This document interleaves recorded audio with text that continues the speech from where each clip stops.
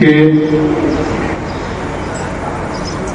আমরা সবসময় প্রতি মাসের শেষ রোববারে আমরা বসে থাকি মাননীয় প্রধানমন্ত্রীজি সারা ভারতবর্ষে থেকে তো ভারতের বিষয়ে এমন সব জিনিস উনি এক মাসের আজকের থেকে আমার মনে হয় শুরু হয়ে যাবে কালেকশন করা, এবং আগামী শেষ রোববারে উনি কি আমাদের উপহার দেবেন তার কাজ শুরু হয়ে গেছে। হয়তো এর আগেও শুরু হয়েছে, আমি জানি না। শুধু ভারতবর্ষের না, ভারতবর্ষের কৃষ্টি সংস্কৃতি অন্যান্য যেসব দেশ আছে সেখানেও আজকে আমরা দেখলাম যে আমাদের সামনে নিয়ে আসলেন। আমরা এগুলো নিয়ে কোনোদিন ভাবি না, কিন্তু উনি আমাদের ভাবান। এখানে বারবার বলছেন যে পয়লা বৈশাখ আমরা সবাই জানি সামনের দিনে আসছে, এবং বিভিন্ন জায়গায় নতুন বর্ষ উপলক্ষে বিভিন্ন জায়গায় বিভিন্ন নামে এই যে নতুন বর্ষ সেটা শুরু হচ্ছে, এবং ওনার কাছে বিভিন্ন ভাবে চিঠিও দিয়েছেন, শুভেচ্ছা জানিয়েছেন। উনি এটাই বলছেন যে ইউনিটি ইন ডাইভার্সিটি, যে আজকে ভারতবর্ষের সমস্ত যে আমরা অল আর ইউনাইটেড, এই যে ওনার কাছে শুভেচ্ছা পাঠিয়েছেন বিভিন্ন ভাষায়, তার জন্য উনি আমাদের এই বিষয়টা আমাদের কাছে জানালেন। এখানে আমাদের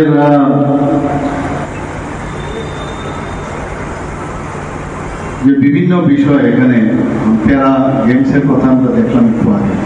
আমরা ত্রিপুরাতেও কিন্তু প্যারা গেমস আমরা করেছি, এবং যারা দিব্যাঙ্গজন তাদের সম্পর্কে যারা কোনোদিন ভাবেনি, আমাদের এই সরকার, আমাদের কেন্দ্রের সরকার মাননীয় প্রধানমন্ত্রীজির নেতৃত্বে যেভাবে দিব্যাঙ্গজনদের সম্পর্কে চিন্তা ভাবনা করেন, সেটা এর আগে আমরা কোনদিন আমরা দেখি।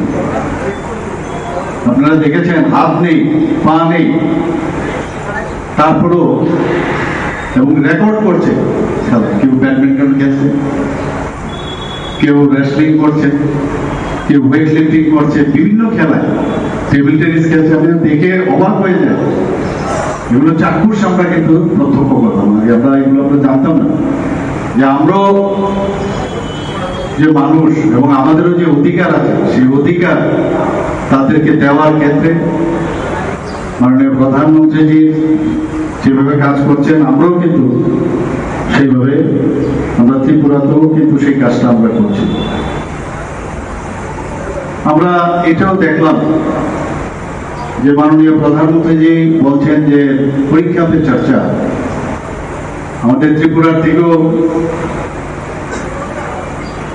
খুব সম্ভবত সাউথ ডিস্ট্রিক্টে বিলোনিয়ার থেকে একটা ছেলে সেখানে সে গিয়েছিল। ত্রিপুরার নাম শুনলে উনি কিন্তু আরো বেশি খুশি হয়ে যাবে, এবং আপনারা দেখেছেন ওকে কিন্তু নাচ থেকে আরম্ভ করে সব বিষয়ে অনেক সময় দিয়েছে যে তুমি তোমার পারফরমেন্স দেখাও। ওকে জিজ্ঞেস করলো তুমি যে এখানে এসছো, কাউকে তো পয়সা দিতে হয়নি।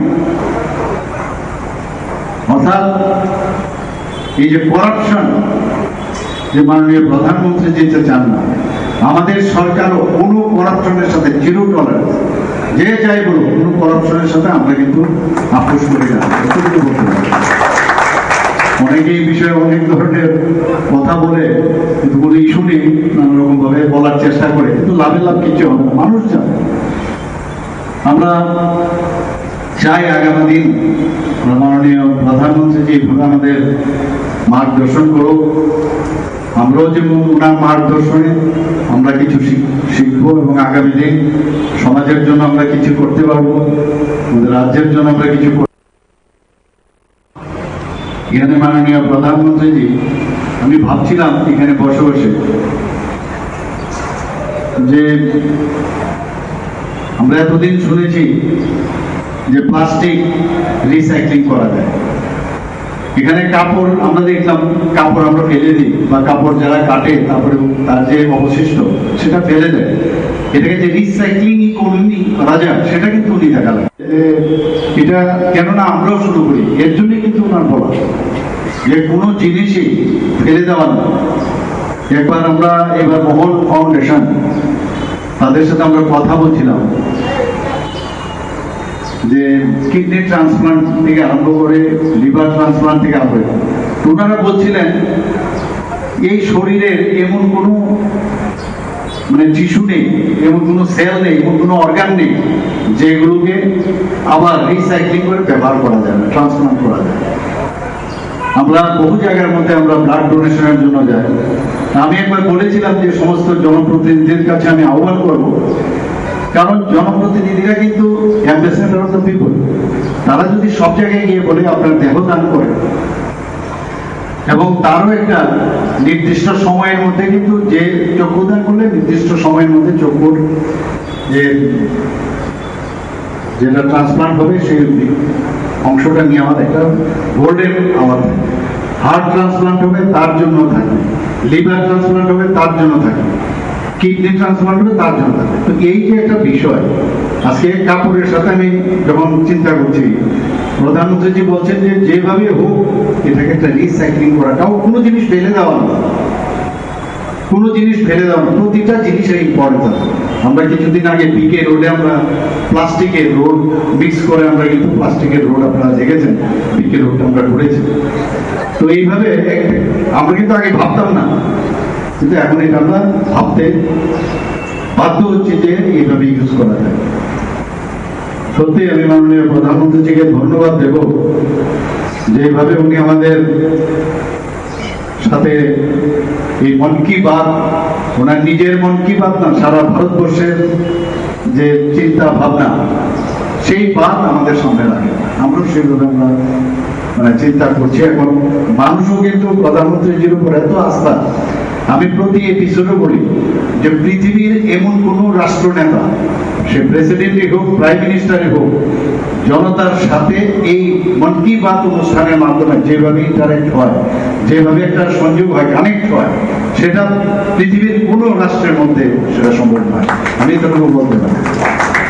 এবং আমরা যারা জনপ্রতিনিধি, ইলেকশন 5 বছরের জন্য হয়, বা বহু জায়গায় হয়তো বা 4 বছর বা 6 বছর, তারপর কি হয়, আমরা কিন্তু আস্তে আস্তে কাজের চাপে মানুষের সাথে অনেকটা দূরত্ব চলে আসে, দেখা করা যায় না, ইত্যাদি হয়।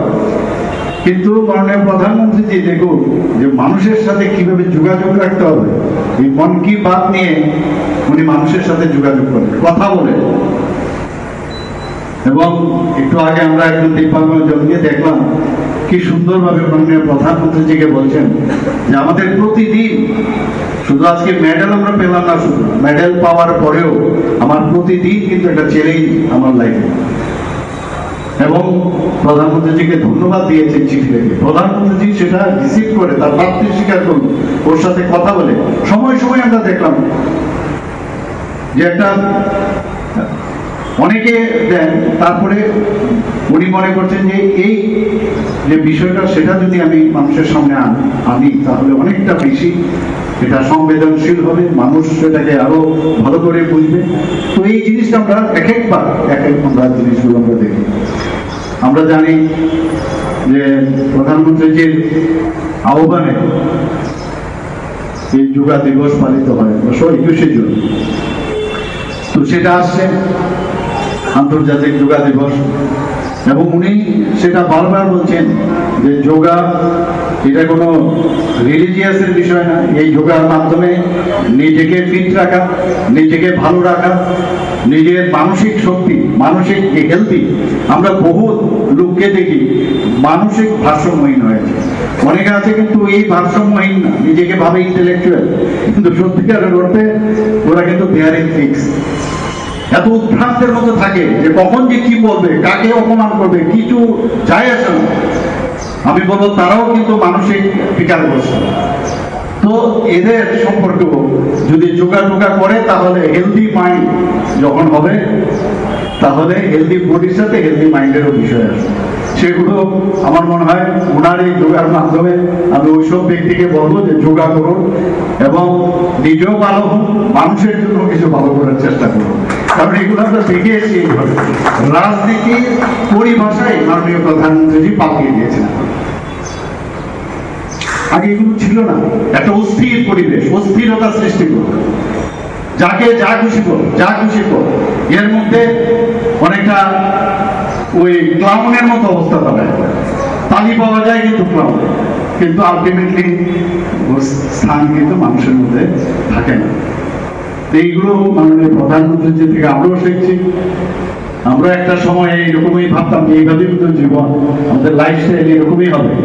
এখনো যারা যুব সম্প্রদায়ের আছেন, মাননীয় প্রধানমন্ত্রী কিছুদিন আগে আমাদের ত্রিপুরা বিধানসভার মধ্যে আপনি চিন্তা করুন কি বলেছেন উনি, যে যারা যুবক, যারা 25 বছরের 18 থেকে 25 বছরের যারা ছেলে মেয়েরা আছেন তাদেরকে আপনারা খুঁজে বের করুন, রাজনীতির মধ্যে ওনাদেরকে নিয়ে আসুন, কারণ দে আর ফ্রেশ এবং তাদের যে চিন্তা ভাবনা তারা এখন অনেক বেটার ওয়েতে ওরা চিন্তা ভাবনা করে, কারণ তারা কিন্তু দে আর নট পলিউটেড।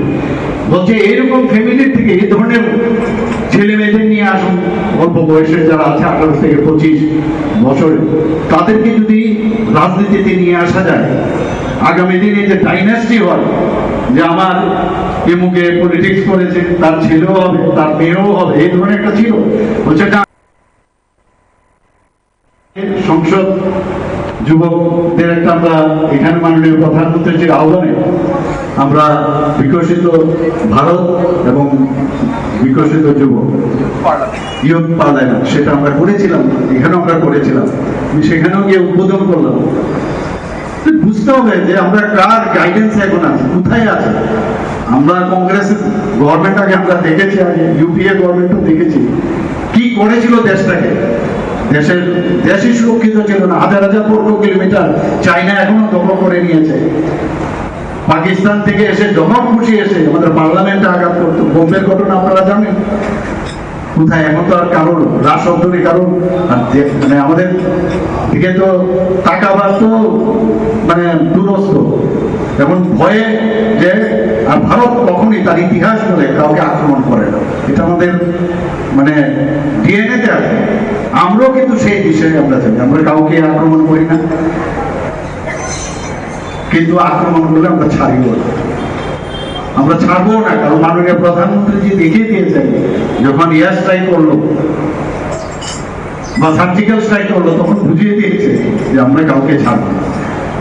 তো এই হচ্ছে আমাদের ভারতের গৌরব, এই তো গৌরব উনি G20-র মাধ্যমে আবার ফিরে আসছেন। আমি সত্যি মাননীয় প্রধানমন্ত্রীজিকে মানে কতবার যে ধন্যবাদ দেবো, ঘুম থেকে উঠে মনে হয় উনাকে ধন্যবাদ দিয়ে তারপর কাজে বের করা হচ্ছে।